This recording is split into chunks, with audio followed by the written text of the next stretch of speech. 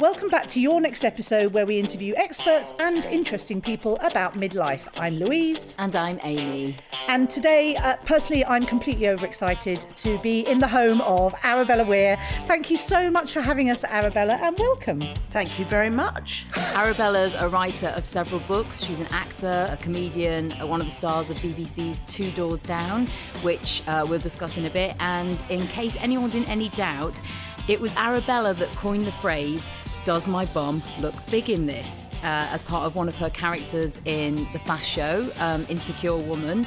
And then she wrote an internationally best-selling book, Does My Bum Look Big in This? The Diary of an Insecure Woman.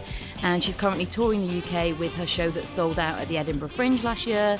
Hello, welcome, Arabella. And that you were supposed to finish by, rounding off my thank you very much introduction with Does My Bum Look Big in This? The show is called Does My Mum Loom Big in This? Yes. See what I've done there? Yes. Yes. So, thank you very much for that introduction. And absolutely true. It's in the Oxford Book of Catchphrases that I coined, Does My Bum Look Big in This? Because sometimes there's a little bit of doubt. Yeah, I know. Yeah. Some people don't realise. Not having that. No, we're here to set the record absolutely straight. I'm not suggesting I'm the first person who ever said it, but I was the person who coined it comedically. Absolutely. Yeah. And it was spot on. I don't know how much has changed in the 25 years since I did it. But Oh, that's so depressing, I know, Arabella, isn't it? Isn't it? So what is the show about, and why is it called that? Well, on a sort of serious note, I came up with Does My Bum Look Big in This? As a comedic take on the fact that I did genuinely believe that my life would be perfect if I had a small bottom, which would of course also meant I was thin. And I've never been thin in the sort of, conventional sense of the word. I've never been morbidly obese, but my parents were absolutely obsessed with me being thin. They were Scottish Presbyterian, pretty hard going, not particularly affectionate, and they focused a lot of attention on how important it was that I was thin and pretty. And they just never let up on that. So I think very early on I developed as a defence a kind of comedic take on eating and not being thin and not being conventionally the right, in inverted commas, shape. And so that's how I came up with Does My Bum Look Big in This? And then after my mother died, and I was thinking about, she died 10, nearly 11 years ago, but we always stayed in contact, but it was a never-ending combative relationship. We did get on, I would say, officially, but fighting for my mother was meat and drink. So whatever she could say to you that would upset you, she would say. And in my case, she always knew she'd hit pay dirt by going on about how fat I looked in these jeans, or there's a story I tell in the show, actually. So I'll get back to that in a second. But so the point is, I thought, I want to do a solo show. What's it going to be about? And originally I thought it'll just be a few sort of commentary and jokes on the, men I've been out with and the usual sort of, standard thing you would expect to see from someone my age and with my profile. And then I thought, no, I'll do an in-depth thing about mothers and mothering, because although I do tell a lot of pretty alarming and I hope funny stories about my mother's spectacularly disastrous attempts at mothering. Well, she wasn't attempting to mother at all. She was sort of accidentally a mother, and kept... Well, she never ever thought it was a job that had anything to do with her. First of all, she didn't think it was a job. But there's a story I tell in the show that she was quite literally on her deathbed in hospital. They told us, and she knew that it was soon going to be over because they'd worked out what was wrong with her. She was 83. So I'd spend as much time as I could just to spend her last days with her. And obviously I wanted to keep her company, so I'd take my lunch in every day. And on this particular occasion, my lunch was a rather delicious pret-a-manger coronation chicken sandwich. And my mother, on her deathbed, literally goes, "Have you any idea how fattening mayonnaise is?" God. And I went, "Mum, you're dying." And she went, "Yes, but you're eating mayonnaise." And I went, "Well, we both know which you think is worse, but we're not doing this now." Can I ask you, Arabella, so what was her reaction to you using that line in the Fast Show? And she obviously did see your rise and your success. Was she appalled by that? I think to put it in context and without wishing to sound like I'm sort of, I'm so wonderful. My mother was highly intelligent, highly educated, as women of her class, she was pretty posh, were supposed to be. But there was no end game. You were supposed to, in her case, go to Oxford or Cambridge, but, it had to be Oxford or Cambridge. Mm-hmm. And you went there, but then you were supposed to marry someone and look nice in a cocktail dress. You weren't then supposed to go. No wonder she graduated. They were all fucked up. It was such a contradiction, wasn't it? You needed to be incredibly well-read and intelligent to look good on your successful husband's arm. Yeah. But there was no notion that you would be frustrated by being just a mother and essentially a cocktail hostess. Yeah. So I think she was incredibly frustrated, and rightly so. And so I think a lot of our relationship was combative because she was jealous. Because I remember thinking quite early on, not at school, but sort of when I became an actor, I thought, whatever happens, I'm not going to end up like mum. Yeah. I did end up divorced, which I didn't sort of plan on, but I didn't mean in that way because, I think that was very much to do with my father's way of being. But they were not suited. But I think she was sort of proud of me in the Fast Show, but also quite jealous. And I think she was jealous that I managed to make something of my life, and part of the grist that made me so determined to keep going, because there were many, many fallow times when I was a jobbing actress, was the fact that I thought I can't end up as a woman in her 50s who's frustrated. If I'm unsuccessful, which, the roll of the dice, that could easily have been the case, it can't be because I didn't do my best. Yeah. I cannot be sitting around going, I'm better than this person, I'm better than that. I can't be pissing on everyone from a height, which was a great, because my mother was so bright, there was a lot of looking down on this writer and that writer, because really she should have been a writer. Yeah. She did write stuff. God, that but, frustration. A lot of frustration. Well, it's every time somebody cuts you up, I'm not saying it's always white van man, but when that guy, and you look at his face and you think, well, that's just rage and frustration. Yeah. He hasn't really got all the opportunities in life, and going, I think that woman's driving in a way that's irritating me, I'll overtake her in a perfectly rational way. He's going, ah! Yeah, it's not about the traffic. There's something else deep rooted there, there's something else isn't there? going on, as with everybody who behaves that way. What I'm understanding is that, although the show is about your mum's pretty appalling parenting, as you said, I feel uncomfortable saying that because, it's okay for you to criticise your mum, but probably nobody else. I don't know. I think if you looked at it objectively, a lot of people that come to the show go, what is interesting is not one person, and there are some absolutely hair-raising stories in the show, but this is in the first half, because in the second half I do all me as a mother, and that is obviously much lighter. Right. Although I think probably alarming for my kids. I think she just hadn't got a clue. No, she hadn't got a clue. Because she hadn't got a role model. I do feel that you have sympathy for your mum, and you understand. You've made an effort to understand why she was the way she was, and I've made an effort to, and I do say this in the show, contextualise it. She was divorced by the mid 1960s. What is that? I'll just point out. I don't want to interrupt you, Arabella, but we don't want to. Somebody is hoovering in the room above. Hoovering, can I just say that? There's some furniture being moved upstairs. Yes, there's a dead body being dragged across the room. This makes people feel like they're in the chat, though. This is all good. This is podcast stuff, apparently. Somebody is hoovering, and that doesn't happen very often in the room above us. So yes, I'm very. When I was writing it, I was very determined that I would. I hope I've achieved this. Make the audience understand that I'm not going, here she is, she was a piece of shit and she was terrible. I'm saying she was terrible. This is true, but this was her background. This is the role model she had, which was none, and this was the parenting she'd been given. So she was not equipped. No. She just literally wasn't equipped. No. So she's not the villain of the piece. No, but you have to have that sympathy. Era is the piece. Yeah. Yeah. The 60s. Yeah. What was expected of a housewife in the 60s. That's the villain, really. So your parenting, all the interviews I've listened to you do or read, my feeling is that you are a very good parent. You're very loving and very loving. Encouraging of your children, supportive, all of those things that are really, really important. And I think I heard somewhere that you said that you had quite a lot of therapy before you had children. Yeah.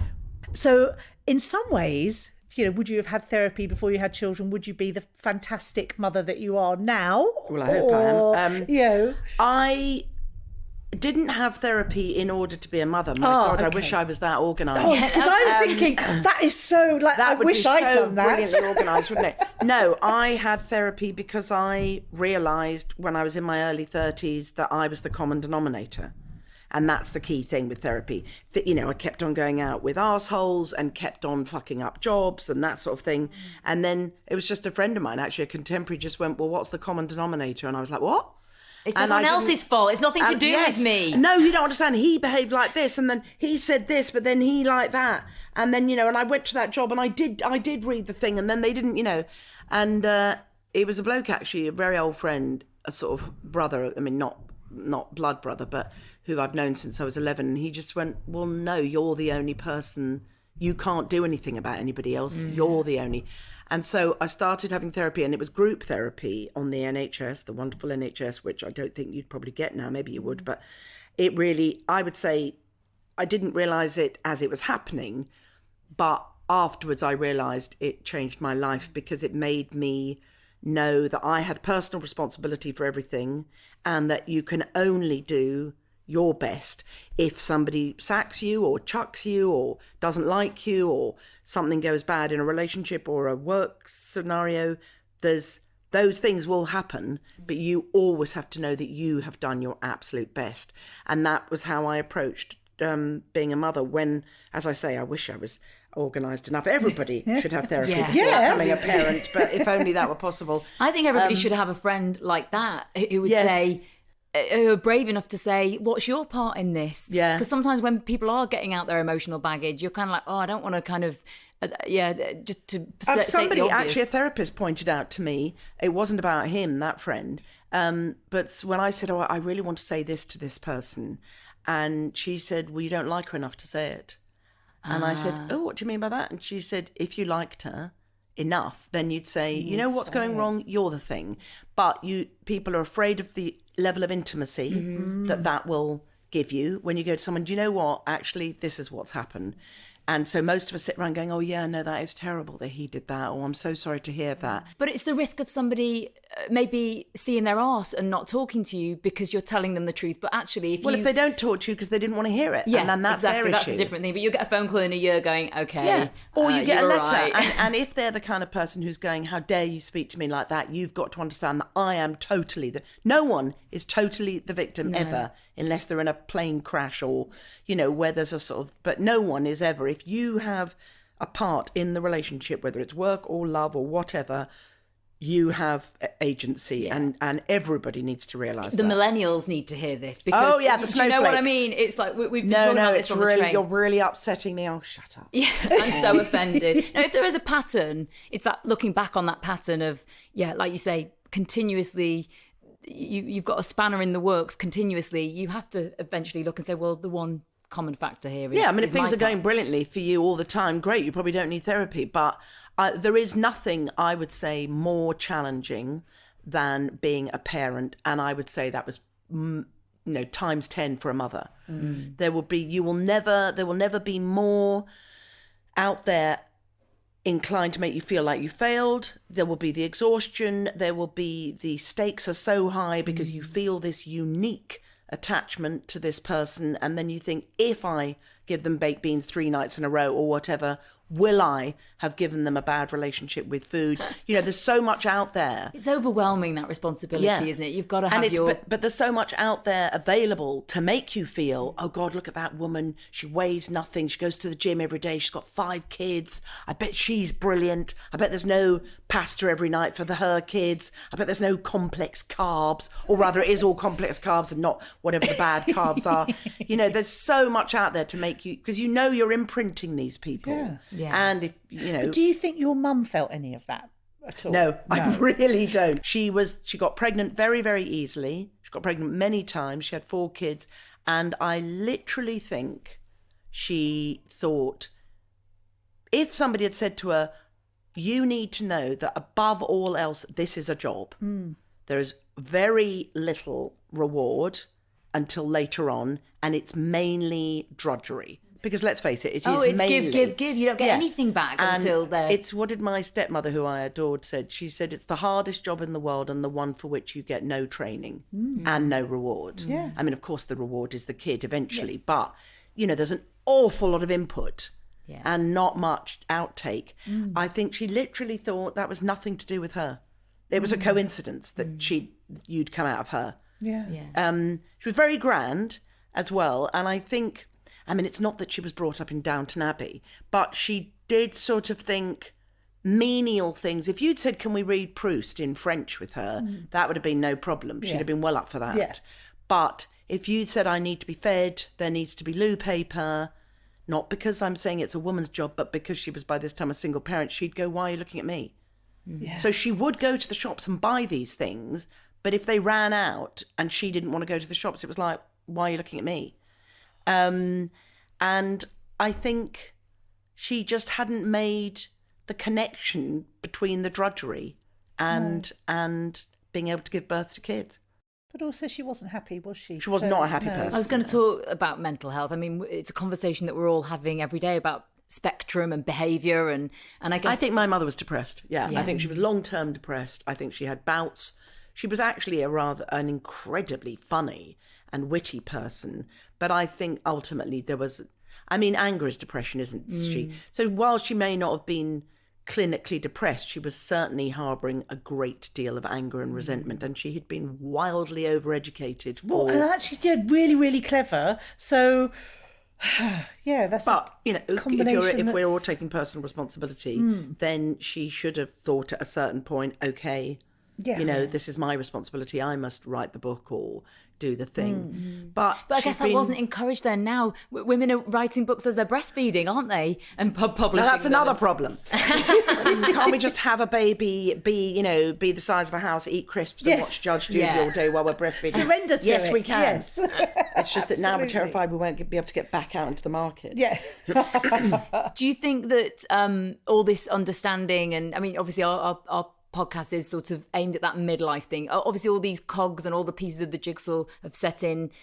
Since you've obviously had therapy. I would 40s, say or- I achieved a greater understanding. Well, obviously having therapy, but then having children, and then, I mean, I clung on to my marriage way after I shouldn't have done, and it was only actually a therapist saying, you need to understand that you are modelling a relationship for your children. And then I thought, right, that's it. I'm out. Because you think you're doing the best thing to stay together for the You kids, absolutely but actually do. you're... And then it was just the therapist saying that, and I thought, oh no, my kids cannot think this is what a relationship looks like. yeah. And a really close girlfriend of mine, she said, it was such a good thing to say. She said, if they're not treating you like a friend, what on earth are they doing there? She said, because everything else you can get, if you want a leg over, that's fine. You can get any, but if they're not treating you, she said, and I've always said this to my kids, never accept from a lover, a partner, what you wouldn't accept for a friend. From a friend, And we're brought up to go,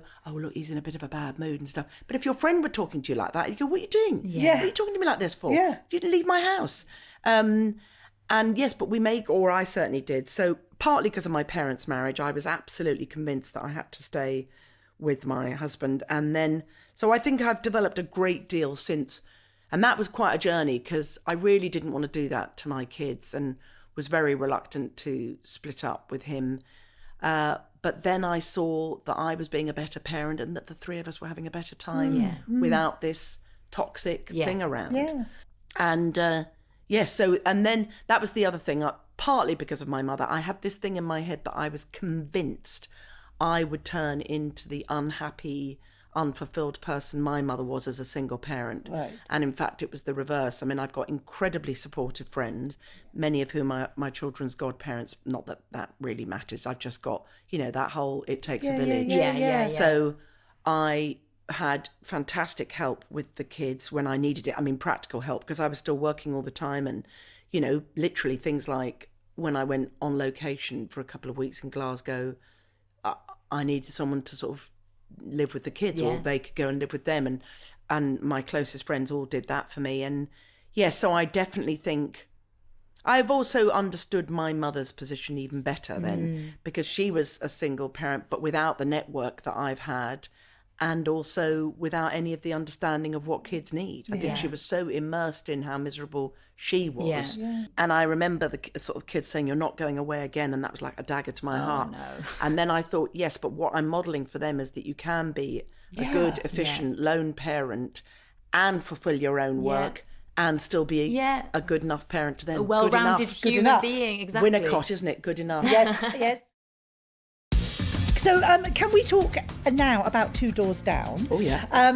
Which is, in case anyone hasn't heard of it, it's the BBC sitcom centred around a couple and their insufferable Paisley, neighbours. Scotland. Paisley. So, and it's a huge hit, and there are 4 series, I think, on iPlayer. Yes, 4 series, and we're about to do a 5th. Are you? Yeah. Fantastic. Oh, good. It's absolutely perfect. Thank you. It really is. But what struck me and what I just wanted to ask you about was it's got 3 really strong middle-aged characters. Middle-aged female characters. Female characters, thank you. Sorry. Middle-aged female characters, which makes it sort of wonderfully different. So did you absolutely bite the producers' hands off when they offered Yes, I it to did. you? I read the first script and I thought, I've never wanted a job as badly as I Did wanted you this. really? Yeah. Wow. And I really, really, really wanted it, and which made it very difficult to meet for, because of course, like with anything, a love affair or a job or anything, when you desperately want it, you think, well, how could I possibly get it? And also something in me, I hope most people don't think this, but I certainly do, something in me will convey that I desperately want this, which will make me inherently unwantable. Because they, don't want something too much and all those kind of, certainly in my industry, don't go in, Be aloof. Yeah, be aloof. But how long ago was this then? What they now call it the pilot, The but pilot, it was a which was one-off the New Year's film. Eve one. Yeah. That was this year. It'll be, I want to say 6 or 5 years. 5 years ago. Okay. This year, so it's about 4.5, 5 years. So you must have. Did you not have a feeling of like, well, I am Arabella Weir, so I mean. Oh, I've always got that. In a coffee shop, on a bus. Listen here, I say you there. I'm Arabella Weir. Can I not pay my fare? But you must have had some. I just find it really interesting that you had your insecurities and anxieties. Oh, no. Anybody I know of any note at all, whether they're instantly recognisable in the street, much more famous than me or not, anybody, you just think, well, you're not the only one. There will be 2 or 3 other actors who've done as much as you. Of course, I was thinking, I know I was born to play this part, but I knew they were meeting other women, and one of them I met actually as we were both meeting, and I thought, well, I know she's very, very good. I didn't think she was as right for it as me. No, but now I can't imagine. I'm just now. Surely they. Well, I'm not they a must have natural just been fit going, for Beth because I am Scottish and I was brought up as a Scot, but I don't have a Scottish accent. And no, I can think of other people who could have played Beth very well. So, but thank you It was for meant that. to be. Actually, it's the other 2. I don't think there was anybody in the world who could play. I don't think there's anyone who could Elaine's play part the 3 of you, or actually. or So Dean's part.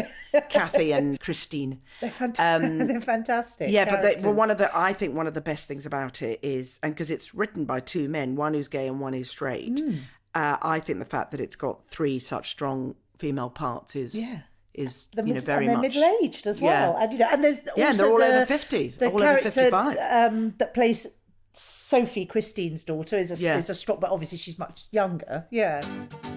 Do you think that there is a slow sea change in attitudes towards older women in film and TV? I know, because as you said in the lead, very nice in the introduction, I write a bit. I have had meetings. I know there is a kind of, they call it the silver dollar, don't they? There's a kind of place for Meryl Streep, and there's that sitcom that's on now with Jane Fonda and Grace and Frankie. Lily Tomlin.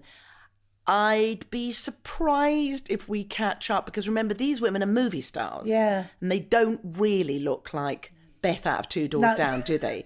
So, but there are some fantastic actresses in Hollywood who, but they all play reasonably unlikely characters, don't they? It's all, everyone's had, the people we've just mentioned, they've all had plastic surgery and stuff.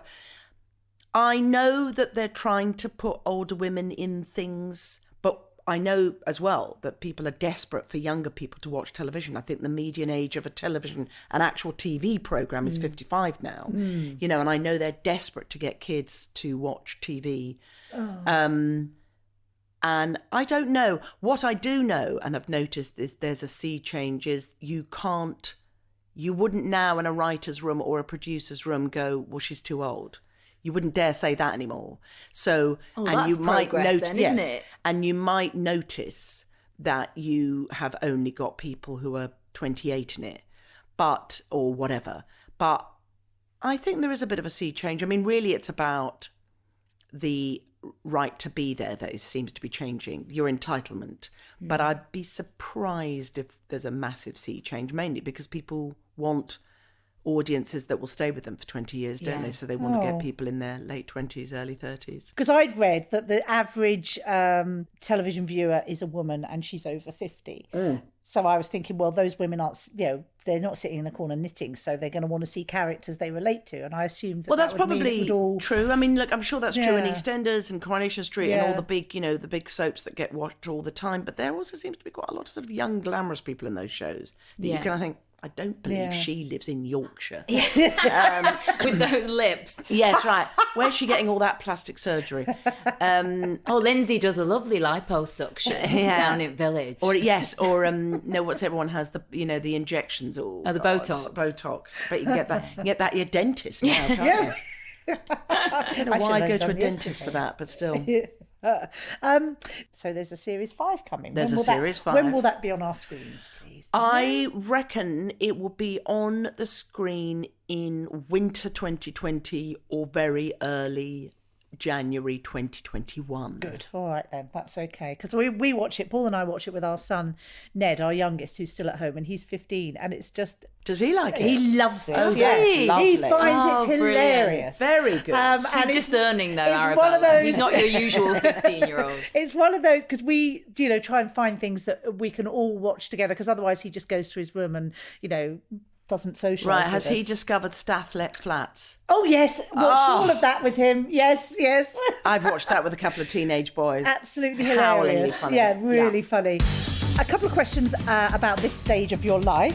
So, first of all, I'd like to ask you about empty nest syndrome. Yeah, obviously you're not someone who's sitting at home in a pinny baking cakes then there's no one there people to who eat aren't them. here, yeah. I know. I understand that, but your children are both away from home more now than they are at home. I actually addressed this in the end of the show. Oh, do you? Because you find, and I say this at the very end of the show, and it's not a funny bit. I don't think it's meant to be a tearful bit. It's just a sort of, here I am bit. You've got to develop all sorts of new skills. I mean, you're still a mum, because they are your children, but they're now, it took me ages to get used to the idea that my son would be walking about Leeds on his own. And I was thinking, he can't do that. No. Even though he'd been out in London loads of times on his own, I suddenly thought, he can't be in a new city. How's he going to know how to do anything? And the same with my daughter. So that's that sort of working out that they are adults who know how to use buses, and when they don't, they'll find out. But that was particularly hard struggle because I was so uncared for in just a very practical way, like where I was at night and at 14, 15 years old. My mother wouldn't have had a clue and wouldn't have thought of asking. So I'm aware that I've oversteered quite a lot. So there's a lot of, but how, which bus? And he's going, you don't even know Leeds. Why are you asking me? I can see your son in a podcast in 20 years saying, yes, mother smothered me a little bit. I was still breastfeeding at 15 I'm or something. pretty good. So I have to admit, I found it quite a struggle the first time. I wouldn't say, I remember thinking, am I lonely?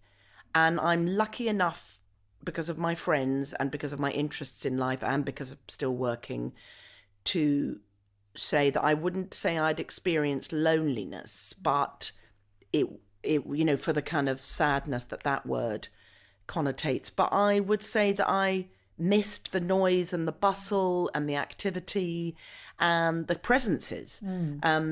And so... that was a bit of a struggle. But then I just thought, well, you better do something. And I started volunteering with a sort of women's refuge because, I thought, well, I consider myself very privileged. You know, I'm white, middle class, educated. I know I wasn't very well cared for, but I have learnt to care for others. So I have found helping other people does quite a lot to sort of get rid of your empty nest syndrome. And so does wine. Which is weird. Isn't it funny? Wine really helps. I don't care what they say. Alcohol is the answer, it turns out. Well, you're grieving that chapter, aren't you? You're grieving that, and you have to. You have to honour that and process that, and like you say, and good wine seems to be the only way. But that's the other thing I never thought. I mean, I've turned into one of those mad old ladies who looks at babies in the street and tells their mothers how lovely they are. I don't try and kidnap them, but you bring it back an hour later. I can tell you. Yeah, you go. Oh look, you get a bit sort of. You know, I don't want my children to have children yet, but I do. You miss those toddlers, don't you? I didn't think that was going to happen. I know, and I cannot work out that squidgy little toddler is that big person who seems to be able to make their way around a town that isn't the town I brought them up in. Yeah. That's quite weird. Because that person's gone. I got tearful walking through Marks and Spencer's at Halloween because of all the Halloween things. Yeah. And I used to do a Halloween tea for Ned. So he would have friends around, they'd have a tea, and then they'd go out with the dads doing trick-or-treating, you know, around our neighbourhood. So the Halloween tea, I used to put so much effort into it, and then walking through, like, and for a while I was really pleased not to have to bother with that. And then walking through and just like, and my eyes were smarting because I was like, I'm never going to do a Halloween Can tea you just please remember, like when you're next walking down the aisle of Marks and Spencer, how fucking tedious that is, and how everyone annoys you and you can't wait for everyone to go. The kids go, oh, not pasta again. Yeah. Or I don't like these sausages. Have you got anything else? Yeah. No, that's what I've got. You bloody well like them. Or you're scraping them off the ceiling because they've had like 17 packets of Haribo. Or you're standing out, because I used to, of course, take them trick-or-treating. You're standing outside the house and you're thinking, I can see you in there, you arsehole. Just to at least have the good grace to turn off the lights if you're not going to answer the door walking about. We do cherry pick our memories, don't we? No, I know.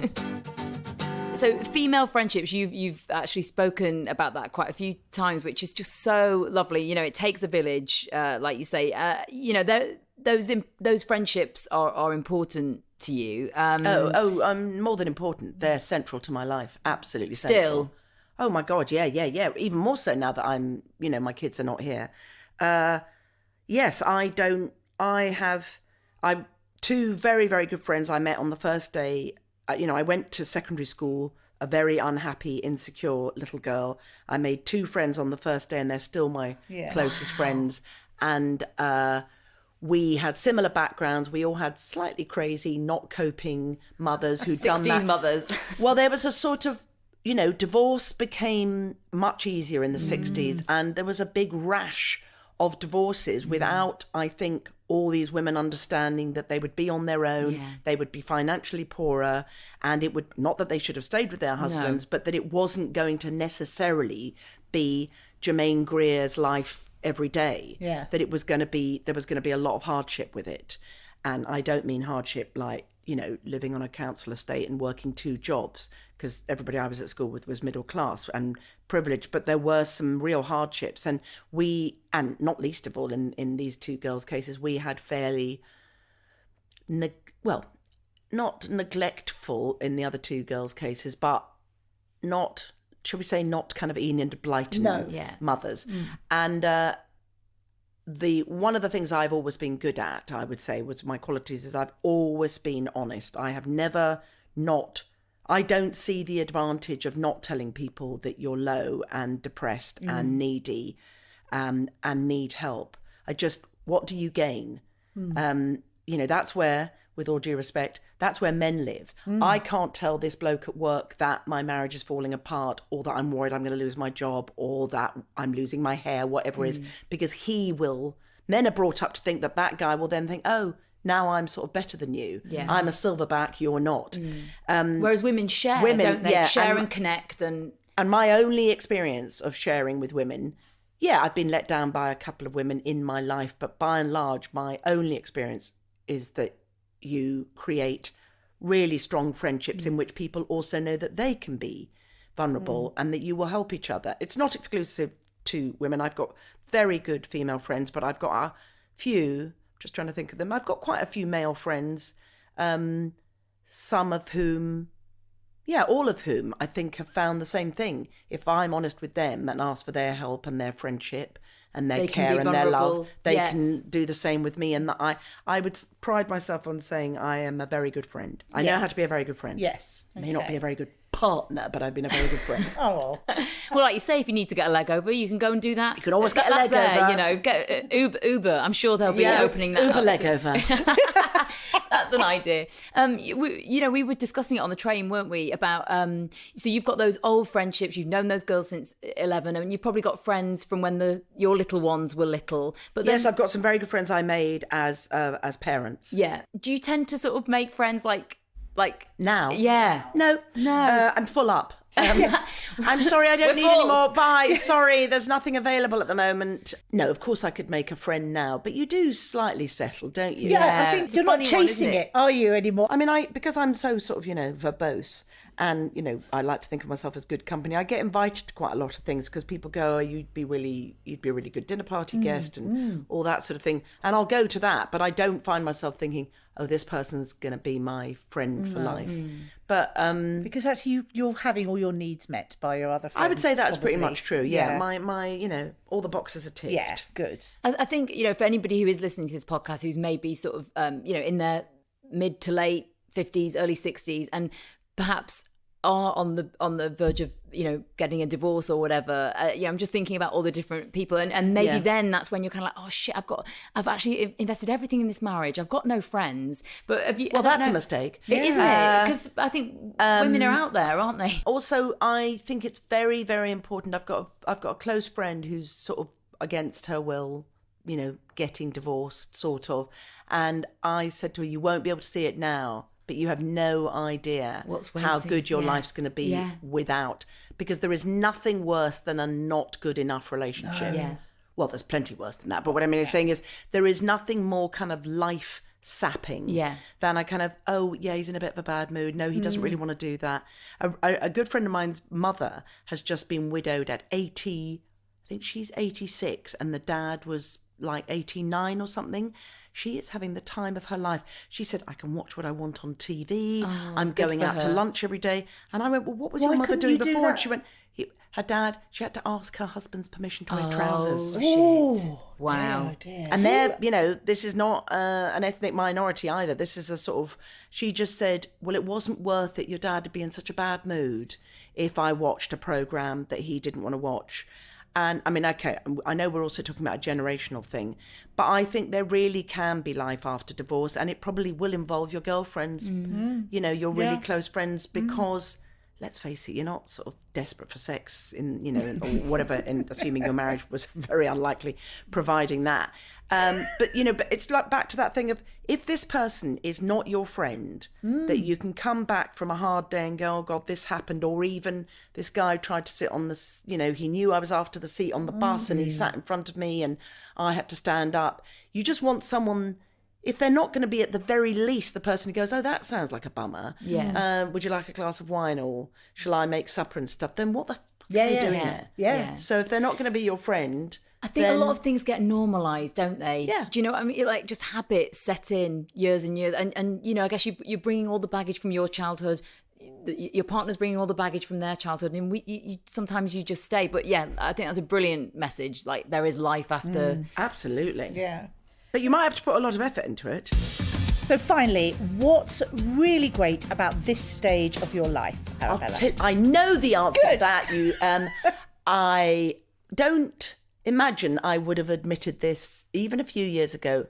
The best thing about being my age, which is 62, and no one can believe it, thank you, but it's true. Thank you, that's on cue, is losing my sex drive. That's the greatest thing, did you say? Why is it great? Because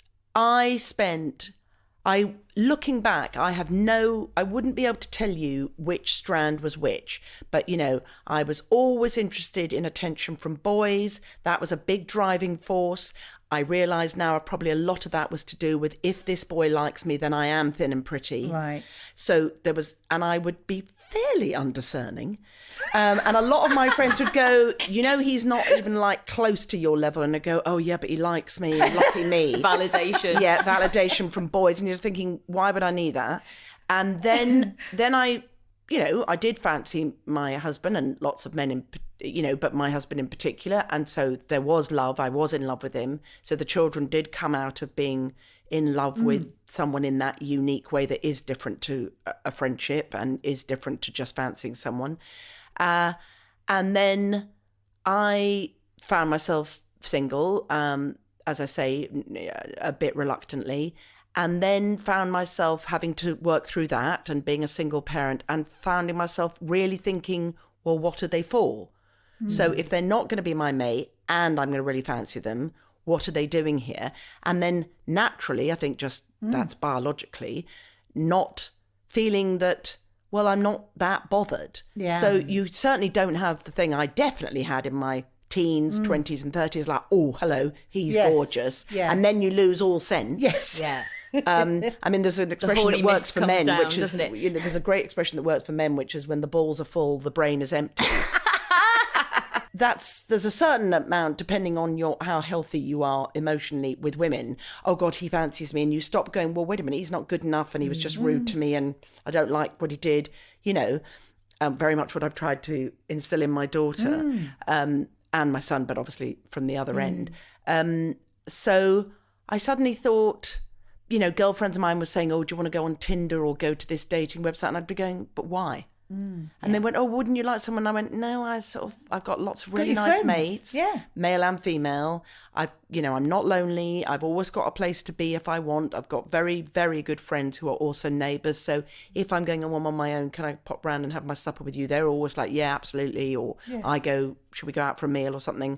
And I suddenly thought, am I really going to be sort of trying to find someone, and then I've got to hear all about his boring life, and then I've got to meet his friend. No, they're not going to be as good as mine. I couldn't be bothered. Yeah, and then I'm going to have sex with them, and it's all, I don't want to see an old cock.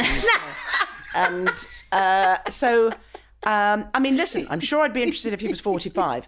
So if you're 45 and you're out there, but yes, I would just, the Kingsley Amis, the writer, he said, losing his sex drive was like being unchained from a maniac. And I thought that's exactly what it feels like. I just don't, I'm not saying it'll never happen again, but it's so not on my list of, gosh, hope I can meet someone. Yeah. And I look at women and I think, why are you liberating is bothered? that? Yeah. So liberating. Oh my God, if only I could have told my 30-year-old self it was going to be like this. Yeah. Well, we're just all a bit horny, aren't we, when we're sort of in our 20s and 30s? And then when you lose the horn, it's quite a good Yeah, but thing. nice to recognise that and be like, and it's fine, rather than that, you were saying about some of your friends are going, oh, come on, but don't you want to meet someone? And I think perhaps they're saying that without actually really thinking about it. That's what I'm saying. I think so many people are going, right, I'm single now, I'm a bit of a social pariah, I better get a bloke. Yeah. You're going, don't get a bloke. If you meet a bloke, fine, but don't get a bloke. It's not a kind of slot you're trying to fill. Yeah. You'll be absolutely fine on your own. Fill your own slot. Exactly. And if there's somebody, as it were, but if there's someone you meet, terrific. But otherwise, don't be making do just so that you've got a boyfriend. Because I don't think, well, I certainly hope they don't. And if they did, I don't care. I don't think anyone looks at me and thinks, oh dear, she couldn't get a boyfriend. No. Or, she's obviously on the shelf. And if they think of me that way, good for them. But their I don't stuff. care. Yeah, exactly. That's actually their got shit. nothing to do with you. I certainly don't go anywhere. I mean, I'm very lucky in that I have social confidence. So, but I certainly don't go. Someone said, oh, but wouldn't it be nice so that you've got someone to talk to at a party? And I went, if that's what I'm getting a boyfriend for, I'll just not go to the party. No. And also all those things you think about, particularly when you're married, like, well, I'll have someone with me if and when I get a cancer diagnosis and they'll be there. And I'm thinking, no, I was there with my best girlfriend when she got cancer. Her husband was anywhere to be seen. He couldn't really sort of cope. He was like, oh, I can't really be at the hospital. And I was with her every minute of every day. And I know my friends, male and female, will do the same for me. So unless they're good enough, you don't need to settle. Thank you so much. Thank you Arabella. very much.